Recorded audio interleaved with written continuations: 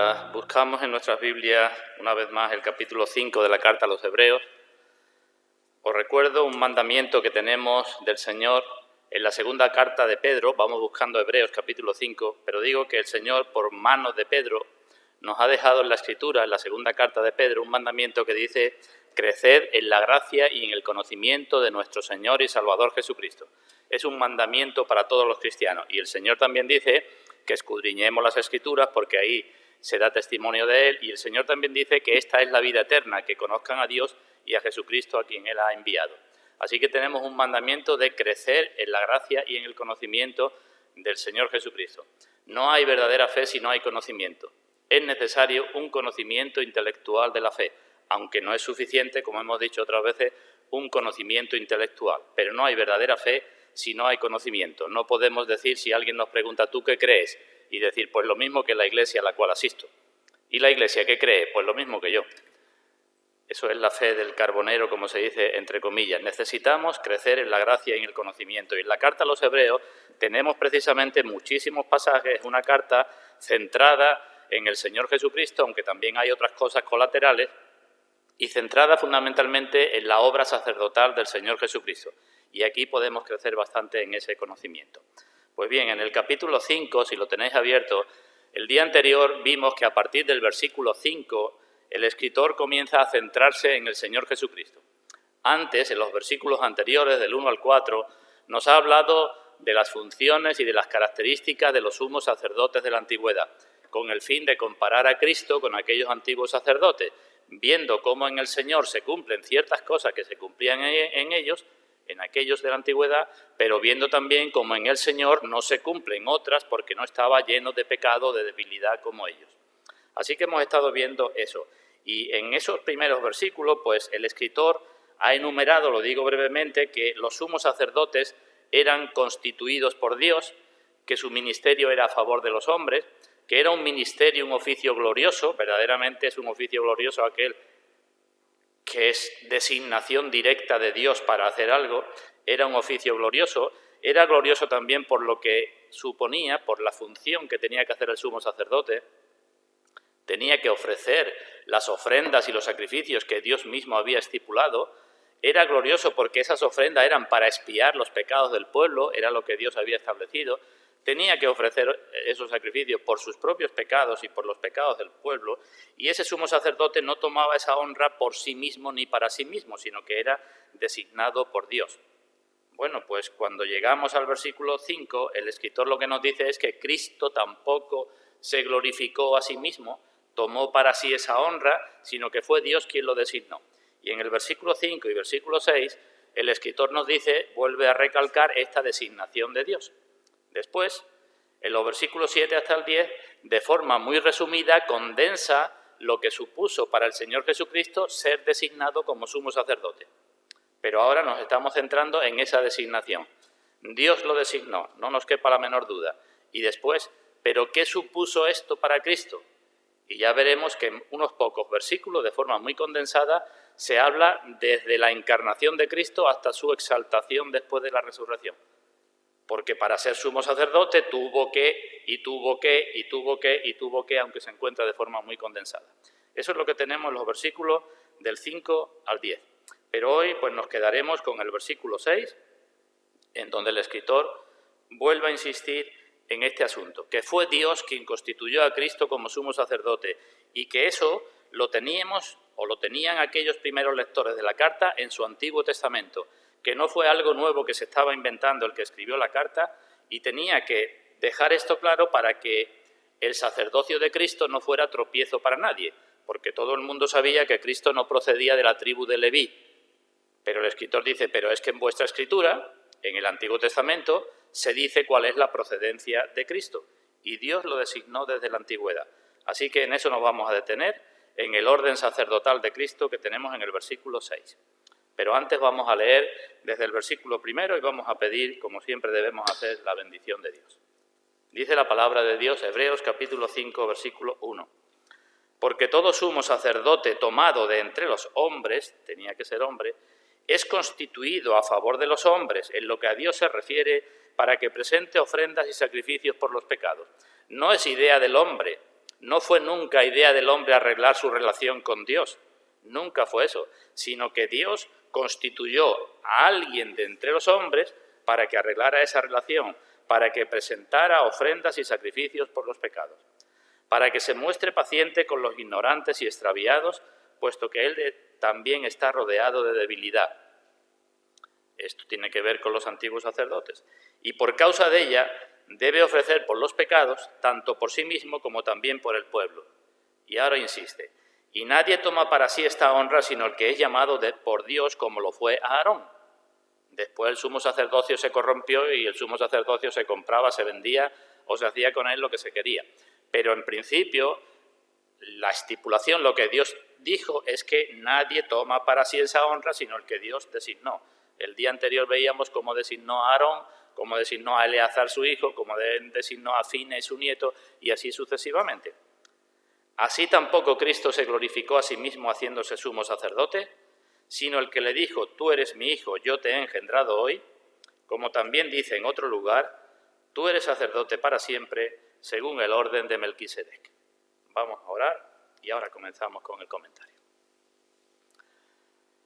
Bendito Dios y Padre nuestro, gracias te damos porque podemos estar una vez más reunidos en tu presencia y compartiendo lo que tú nos muestras en tu palabra, esperando que tu Santo Espíritu nos hable a todos los presentes, para que esto que podemos aprender no se quede simplemente en un conocimiento intelectual, sino que veamos en todo ello el plan precioso tuyo desde la eternidad para nuestra salvación, y veamos en esto la obra preciosa de salvación mediante tu Hijo, nuestro Señor Jesucristo.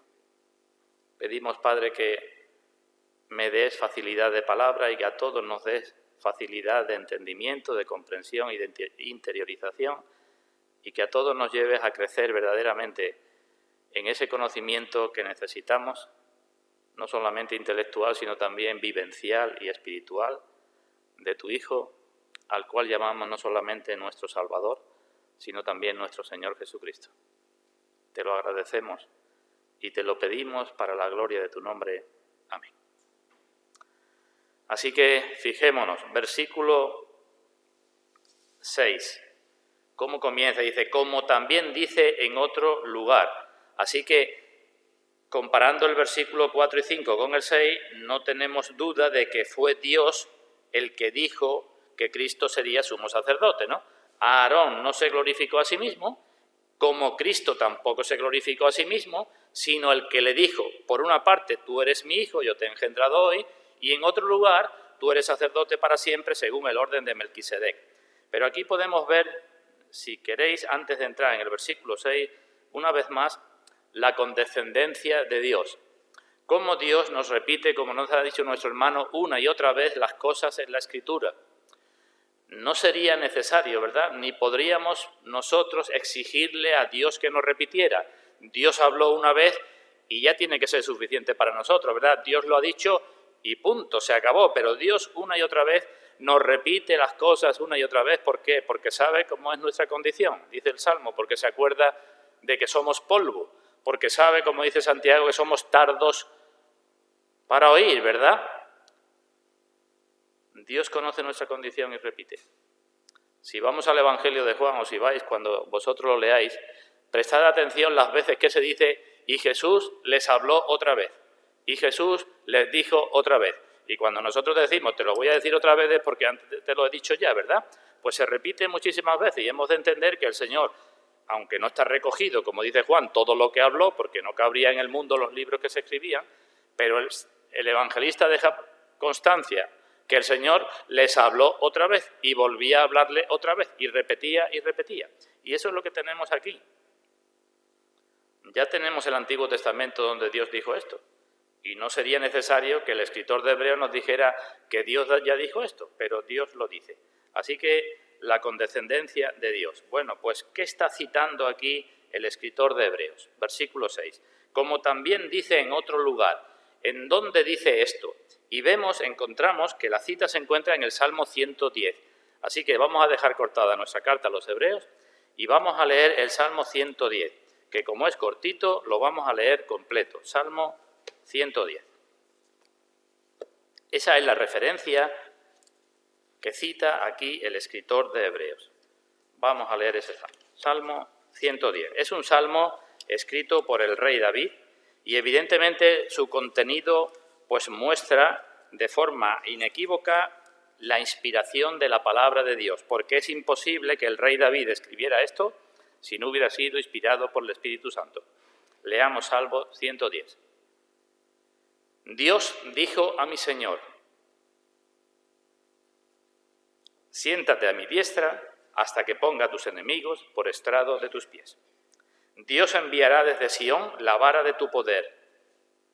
Fijaos que está hablando Dios, enviará desde Sión la vara de tu poder. Está hablando de lo que Dios va a hacer y del poder de una tercera persona, ¿verdad? Ese que dice, Dios dijo a mi Señor, siéntate a mi diestra. Domina en medio de tus enemigos. Versículo 3. Tu pueblo se te ofrecerá voluntariamente en el día de tu poder, en la hermosura de la santidad. Desde el seno de la aurora tienes tú el rocío de la juventud. Versículo 4. Juró Dios y no se arrepentirá. Tú eres sacerdote para siempre según el orden de Melquisedec. El Señor está a tu diestra, quebrantará a los reyes en el día de su ira, juzgará entre las naciones, las llenará de cadáveres, quebrantará las cabezas en muchas tierras, del arroyo beberá en el camino, por lo cual levantará la cabeza. No vamos a detenernos en todo el Salmo, pero esta lectura rápida que hemos hecho nos muestra fundamentalmente que en el Salmo se habla del Señor exaltado, ¿verdad? Porque se habla de su poder, de que la vara de su poder estará en Sión, de que su pueblo se le ofrecerá voluntariamente. Es decir, hay una parte que habla del poder del Señor sobre su pueblo y hay otra parte que habla del poder del Señor sobre los reyes y las personas que no lo conocen. Quebrantará a los reyes en el día de su ira, juzgará entre las naciones, las llenará de cadáveres. También se habla de su humillación, el último versículo. Del arroyo beberá en el camino. Pero fundamentalmente, repito, es un salmo mesiánico que todos los judíos y los cristianos han aceptado siempre, incluso los judíos no convertidos.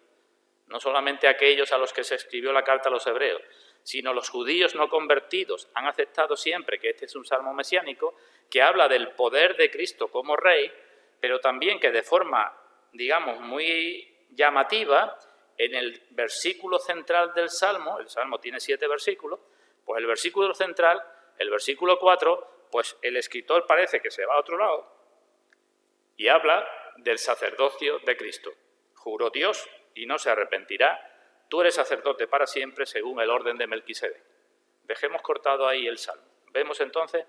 Así que Hebreos está citando el salmo, pero en Hebreos capítulo 5, versículo 6, solamente recita la segunda parte del versículo 4. Deja a un lado lo de juró Dios y no se arrepentirá. ¿Lo vemos? Salmo 110, 4, juró Dios y no se arrepentirá, pero eso no lo cita el escritor de Hebreos, por lo menos aquí en el capítulo 5, sino que se centra únicamente en la designación de Cristo como sumo sacerdote. Tú eres sacerdote para siempre según el orden de Melquisedec.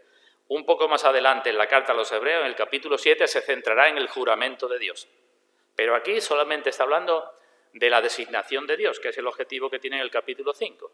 Los sumos sacerdotes no se constituyeron a sí mismos sumos sacerdotes y Cristo tampoco, sino que fue constituido por aquel que le dijo, tú eres sacerdote para siempre, según el orden de Melquisedec. ¿Vale hasta aquí? Recordaréis también que el Señor Jesucristo, en una ocasión en que discutió con los fariseos, también citó este salmo. En una ocasión, lo tenemos en los evangelios, los fariseos le preguntaron de quién era el Cristo y el mismo Cristo le dijo, bueno, si vosotros preguntáis esto, ¿cómo es que David por el Espíritu dijo, el Señor dijo a mi Señor, siéntate a mi diestra hasta que ponga a tus enemigos por estrado de tus pies? Y preguntó el Señor, si David lo llama Señor, ¿cómo vosotros decís que es el hijo de David? ¿Nos acordamos de eso? Una controversia que tuvo con los fariseos. Y el Señor también citó este salmo que hablaba de él mismo, porque los fariseos, los judíos de su época decían, el Mesías tenía que ser hijo de David, pero no entendían que el Mesías era el Señor de David. Si es su hijo, el Señor pregunta, ¿cómo es que entonces David le llama Señor? ¿No entendéis que es superior a David y que aunque proviene de la descendencia según la carne de David, es anterior a David? Eso no lo habían entendido. Por eso no aceptaban a Cristo como Mesías, entre otras cosas. porque decían, no puede ser así. También en la carta a los Hebreos, en el capítulo 1, si queréis, lo tenéis abierto, podéis buscarlo, en el versículo 13, el escritor, cuando compara al Señor con los ángeles, vuelve a citar este Salmo 110 y cita el versículo 1 y dice, ¿a cuál de los ángeles dijo Dios jamás, siéntate a mi diestra hasta que ponga a tus enemigos por estrado de tus pies? Es decir, que el Salmo 110 ya era conocido, lo citó el Señor Jesucristo, lo cita el escritor de Hebreos en el capítulo 1 para hablar de la grandeza de Cristo, superior a los ángeles, pero aquí lo está citando para hablar de la designación de Cristo como sumo sacerdote. Así que Salmo juró Dios y no se arrepentirá. Y digo que son palabras inesperadas. Y lo que tenemos en Hebreos capítulo 5, versículo 6, pues son tres cosas fundamentales. Que Dios dice, tú eres sacerdote, una cosa. Que Dios dice, lo eres para siempre. Y tercera cosa, según el orden de Melquisedec. Esas tres cosas debían quedar claras para los lectores de esta carta a los hebreos, para los judíos convertidos que podían tener problemas con ese asunto. Y esas tres cosas deben de quedar claras también para nosotros. El sacerdocio de Cristo no es nada nuevo, sino que ya está en el Antiguo Testamento. Y en el Antiguo Testamento también está que tenía que ser nuestro sacrificio, por ejemplo, Isaías 53, y también que tenía que ser nuestro rey, como hemos leído aquí en el Salmo. Incluso florecieron grupos en la época de nuestro Señor Jesucristo, no solamente los fariseos que no entendían las cosas, sino otros grupos que no aparecen en la Escritura, otros grupos religiosos, como los de Qumran, no sé si habéis oído hablar de ellos, que como no podían reconciliar los textos que hablaban de que el Mesías tenía que ser rey y el Mesías tenía que ser sacerdote, pues llegaron a decir que vendría dos Mesías. Uno, el Mesías de Israel, y otro, un Mesías según el orden de Aarón. El primero que tenía que ser ungido como rey y el segundo que tenía que ser ungido como sacerdote. No les entraba en la cabeza de que el mismo rey tenía que ser su sacerdote. Pero aquí lo tenemos en el Salmo, ¿verdad? En el Salmo tenemos que se habla de un rey y que se habla también de sacerdote. Y el problema se resuelve porque aquel que según la descendencia real tenía que proceder de David, según la descendencia sacerdotal procedía del orden de Melquisedec, no de Aarón. ¿Entendido hasta aquí? Pues veamos un poco la historia, quizás conocida por la mayoría. ¿De dónde arranca esto? De que Aarón no fue el primer sumo sacerdote. Y nos vamos al libro de Génesis en su capítulo 14. Génesis capítulo 14. Y ahí vemos, muchos años antes que David, lo que se nos dice acerca de Abraham. Génesis capítulo 14. Vamos a leer desde el versículo 17. Cuando volvía de la derrota de Kedorlaomer y de los reyes que con él estaban, salió el rey de Sodoma a recibirlo al valle de Sabe, que es el valle del rey. Salió el rey de Sodoma a recibirle. Versículo 18. Entonces Melquisedec, rey de Salem y sacerdote del Dios Altísimo, sacó pan y vino y le bendijo diciendo. Este Melquisedec bendijo a Abraham diciendo, bendito sea Abraham del Dios Altísimo, creador de los cielos de la tierra, y bendito sea el Dios Altísimo que entregó tus enemigos en tu mano. Y le dio a Abraham, todavía Dios no le había cambiado el nombre, los diezmos de todo. Así que ahí ya tenemos un sacerdote del Dios Altísimo, ¿no? El escritor de Génesis, probablemente Moisés, dijo que este Melquisedec ya era sacerdote del Dios Altísimo que bendijo a Abraham. Dios ya tenía un sacerdote en Canaán, porque estaba en la tierra de Canaán, en aquella tierra que no lo conocía, mucho antes de que Dios designara a Aarón como sumo sacerdote, como hemos estado viendo, cuando sacó al pueblo de la esclavitud. Y de ese sacerdote leemos que era también rey de Salem. Es decir, ese sacerdote ya tenía las dos funciones. Era rey de Salem, Salem, como sabéis, es Jerusalén, era rey de Salem, Salem significa paz, y era a la vez sacerdote del Dios Altísimo. Así que ese Melquisedec tenía las dos funciones, y no debería de ser tan raro para los que conocían el Antiguo Testamento que en el Salmo 110 se hablara de una persona que tenía las dos funciones, y no debería ser raro para los judíos convertidos que el Mesías tuviera las dos funciones. Función de rey, hemos leído en el Salmo 10, gobernará en Sión, pero Sión, ¿qué es? Salem, Jerusalén. Es también lo mismo. Y el escritor de Hebreos dice, pues el Mesías tenía que ser sacerdote del orden de Melquisedec. No voy a entrar con cosas de Melquisedec ahora, porque en la carta a los Hebreos en el capítulo 7 se habla más de él, ya hablaremos con más cosas, pero insisto en esto. El rey David se puede decir en un sentido que también era rey según el orden de Melquisedec. David conquistó Jerusalén y fue rey en Jerusalén. ¿Y Melquisedec dónde era rey? En Jerusalén también. Se puede decir que descendía o que era según el orden de Melquisedec rey en Salem, pero no se podía decir de David, porque estaba prohibido que un rey fuera sacerdote, que era también sacerdote según el orden de Melquisedec. Eso no se podía decir de David, pero sí del Señor Jesucristo. Y David, repito, no hay forma de comprender que escribiera este salmo hablando de alguien superior a él, que era su Señor y que era sacerdote, si no entendemos que el Espíritu Santo lo llevó allí. Pues bueno, volvemos ahora a la idea principal, en la carta a los Hebreos. Cristo no se glorificó a sí mismo haciéndose sumo sacerdote, sino aquel que le dijo tal cosa, y en otro lugar le dijo, tú eres sacerdote para siempre, según el orden de Melquisedec. Eso tenemos en la carta a los Hebreos. Pero quiero decir algo, aunque sea un poco, acerca de lo que tenemos en el Salmo 110 y que no se cita en Hebreos, algo acerca del juramento de Dios. Salmo 110 dice, juró Dios y no se arrepentirá. Tú eres sacerdote, eso no está en la carta a los Hebreos aquí, un poco más adelante sí, pero quiero decir algo acerca de este juramento. Es decir, cuando en el Salmo 110 se dice que Dios juró, he hablado antes de la condescendencia de Dios. Y en el Salmo se nos dice que Dios juró y que no se arrepentirá. Y yo entiendo que ahí hay como una triple condescendencia de Dios. Dios dijo, Dios juró y Dios no se va a arrepentir.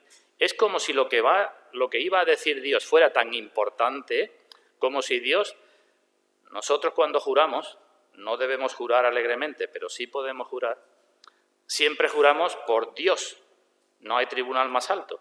Pero Dios, que no puede jurar por otro más alto, es como si estuviera delante de un tribunal jurando, diciendo, esto que digo es cierto y no me voy a arrepentir de esto.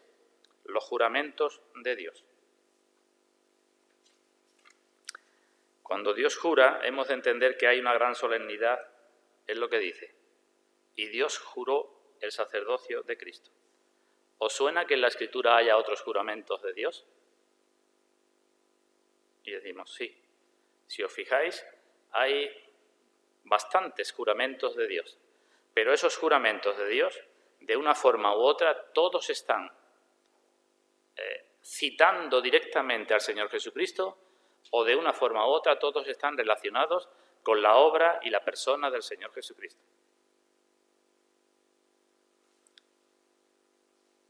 Miremos Hebreos capítulo 6. Es decir, cuando Dios quiere que sepamos algo con toda certeza, no puede hacer otra cosa más que jurar por sí mismo. Y eso lo hace, repito, cuando se refiere fundamentalmente al Señor Jesucristo. También, por ejemplo, cuando se refiere a las bendiciones por la obediencia. Pero, ¿por qué nos llegan a nosotros bendiciones? Y decimos, por la obra del Señor Jesucristo, si no, no habría bendiciones. Y habla de juramento de Dios cuando habla de la entrada en la tierra de Canaán. Pero ¿por qué estamos nosotros destinados a entrar en la Canaán celestial? Y decimos, por la obra del Señor Jesucristo. Y así una y otra vez. Si tenéis abierto la carta a los Hebreos, podemos leer en el capítulo 6, versículo 13. Hebreos 6, 13, que dice, porque cuando Dios hizo la promesa a Abraham, no pudiendo jurar por otro mayor, juró por sí mismo, diciendo, de cierto te bendeciré con abundancia y te multiplicaré grandemente. Aquí dice que Dios juró a Abraham y le dijo, de cierto te bendeciré y te multiplicaré grandemente. Pero vamos al libro de Génesis y vamos a ver cómo se hizo exactamente ese juramento. Y si me acompañáis al libro de Génesis capítulo 22, Génesis 22, en el versículo 16, leemos el 15 también. Aquí está el juramento que hace a que hace referencia a Hebreos capítulo 6. Génesis 22, 15. Hemos visto, ¿no? Juramento de Dios en el Salmo 110, tú eres sacerdote para siempre. Tiene que ver con Cristo. Juramento de Dios en Hebreos capítulo 6 a Abraham. Pero digo, vamos a ver qué tiene que ver con Cristo. Y en Génesis 22, 15 leemos, y llamó el ángel de Dios a Abraham segunda vez desde el cielo y dijo, por mí mismo he jurado, dice Dios, que por cuanto has hecho esto y no me has rehusado tu hijo, tu único hijo, de cierto te bendeciré y multiplicaré tu descendencia como las estrellas del cielo y como la arena que está a la orilla del mar, y tu descendencia poseerá las puertas de sus enemigos. En tu simiente serán benditas todas las naciones de la tierra por cuanto obedeciste a mi voz. ¿Vemos el juramento? No solamente dijo Dios que te bendeciré y te multiplicaré, sino que le dijo, en tu simiente serán benditas todas las naciones de la tierra. ¿Y esa simiente quién es? Y vamos a la carta a los Gálatas y dice el apóstol Pablo, y habla no de las simientes, como si fueran muchas, sino de la simiente, que es Cristo. En Cristo serán benditas todas las naciones de la tierra. Y eso es lo que Dios jura. Igual que jura, tú eres sacerdote para siempre según el orden de Melquisedec. Digo que hay otros pasajes. Acompañadme al libro de Isaías, capítulo 45. Isaías, capítulo 45. Versículo 22. Isaías 45, 22.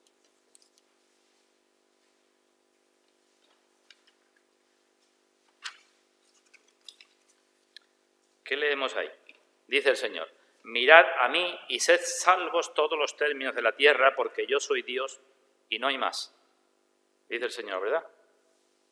Eso evidentemente tiene su simbología en la serpiente de bronce que había que mirar, y el Señor Jesucristo dice, como Moisés levantó la serpiente de bronce, así el Hijo de Dios tiene que ser levantado para que todo aquel que mire, que crea en Él, tenga vida eterna. Bueno, pues el Señor dice, versículo 23, por mí mismo hice juramento, de mi boca salió palabra en justicia y no será revocada, que a mí se doblará toda rodilla y jurará toda lengua, y se dirá de mí, ciertamente en Dios está la justicia y la fuerza, a Él vendrán, y todos los que contra Él se enardecen serán avergonzados. ¿Vemos un nuevo juramento de Dios? Lo vemos, ¿verdad? Por mí mismo hice juramento. Y no está hablando aquí del Señor Jesucristo. ¿De quién se dice en el Nuevo Testamento que toda rodilla se doblará y toda lengua confesará? ¿Y en quién está la justicia y la fuerza? ¿Y a quién vendrán toda la gente? Y repito, del Señor Jesucristo. Así que cuando se habla de la obra, de la persona, de Cristo como sacrificio, de Cristo como sacerdote, de la justicia de Cristo, Dios pone juramento. Es algo serio, es algo extraordinario y es algo que nosotros debemos de tener presente. La grandeza de lo que se habla del Señor Jesucristo. Acompañadme a otro lugar, Salmo 89. Salmo 89.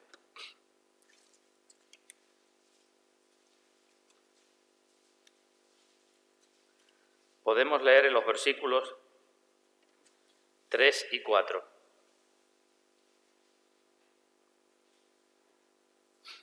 Hice pacto con mi escogido, juré a David mi siervo, diciendo, para siempre confirmaré tu descendencia y edificaré tu trono por todas las generaciones. Juró Dios a David diciendo, para siempre confirmaré tu descendencia y edificaré tu trono por todas las generaciones. ¿Esto en quién se cumple? Y decimos de nuevo, en el Señor Jesucristo. No hay forma de que un trono sea para todas las generaciones más que el trono del Señor Jesucristo. Y a continuación, como hemos visto en otras ocasiones, dice el Salmo, Selah. ¿Lo veis? Selah significa párate un momento. Cuando leas algo donde a continuación pone Selah, párate un momento y piensa lo que Dios está diciendo aquí. En definitiva, volviendo a Hebreos, Dios, por medio del juramento que procede de la antigüedad, constituye sacerdote al Mesías. No es una invención de David, el salmista, ni es una invención del escritor de Hebreos, ni es algo que Cristo toma por sí mismo, ni es algo que se le ocurre a los creyentes, sino que es una designación de Dios. Y finalmente, volvemos a Hebreos. Tú eres sacerdote para siempre. Sacerdote para siempre. ¿Podemos decir sacerdote también desde siempre? Pregunto. La Escritura dice, tú eres sacerdote para siempre. Pero ¿es Cristo sacerdote desde siempre? Y podemos responder, claro que sí. Es sacerdote desde la eternidad pasada. ¿Por qué? Porque Pedro nos dice que Cristo es el Cordero inmolado desde antes de la fundación del mundo. Luego, si desde antes de la fundación del mundo Cristo tenía que ser Cordero, Cristo tenía que ser el sacerdote, porque Cristo es el sacerdote y el sacrificio. Luego es sacerdote desde siempre. ¿Cuándo fue declarado sacerdote? Lo leeremos y lo veremos en el capítulo 5. Fue declarado por Dios sumo sacerdote según el orden de Melquisedec cuando resucitó. Creo que lo dijimos también el día pasado. Cuando Cristo resucitó y subió a los cielos, fue declarado Hijo de Dios con poder y fue hecho manifiesto que era el sumo sacerdote según el orden de Melquisedec. Sumo sacerdote desde siempre, pero sumo sacerdote también para siempre. Seguirá diciendo luego el escritor de Hebreos que ejerce su función eternamente. Y eso tiene que ser para nosotros como cristianos de un gran consuelo, del mayor consuelo. Cristo es sacerdote para siempre. No terminó su obra y subió al cielo y ya está, sino que sigue intercediendo por nosotros y de Él es toda esa generación futura. En esto podemos consolarnos.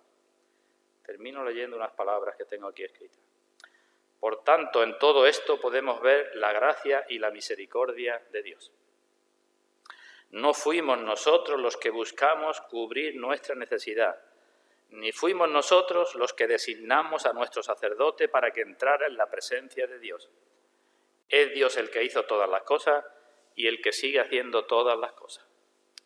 Jesucristo es nuestro Aarón, Jesucristo es nuestro Melquisedec, Jesucristo es nuestro Moisés, Jesucristo es nuestro Josué, pero es mucho mayor que todos ellos, es lo que nos ha venido diciendo el escritor. Es nuestro gran sumo sacerdote, es también nuestro Rey.